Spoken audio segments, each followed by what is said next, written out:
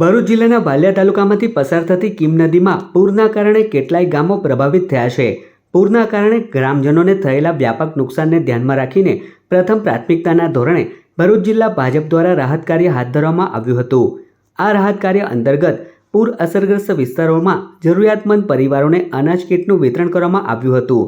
સેવા હી સંગઠન હેઠળ જિલ્લા ભાજપે તાલુકાના મેરા, કરસાડ, પાણસોલી, દેશાટ, સોળગામ અને ડહેલી સહિતના વિવિધ ગામોમાં પહોંચીને પૂર પીડિત પરિવારોને રાશનની મુશ્કેલી ન પડે તે હેતુથી કુલ 450 અનાજ કીટોનું વિતરણ કર્યું હતું। આ સેવાકીય પ્રવૃત્તિમાં ભરૂચ જિલ્લા ભાજપ પ્રમુખ પ્રકાશ મોદી, જિલ્લા મહામંત્રી પરેશ પટેલ, ભરૂચ જિલ્લા પંચાયત પ્રમુખ ડિમ્પલબેન રાજ, વાલિયા તાલુકા ભાજપ પ્રમુખ પૃથ્વીસિંહ, જિલ્લા પંચાયત સભ્ય સેવંતુભાઈ સહિત ભરૂચ જિલ્લા ભાજપ સંગઠનની ટીમ વિશેષ ઉપસ્થિત રહી હતી। તમામ અગ્રણીઓના હસ્તે અસરગ્રસ્ત ગ્રામજનોને અનાજ કીટનું વિતરણ કરાયું હતું।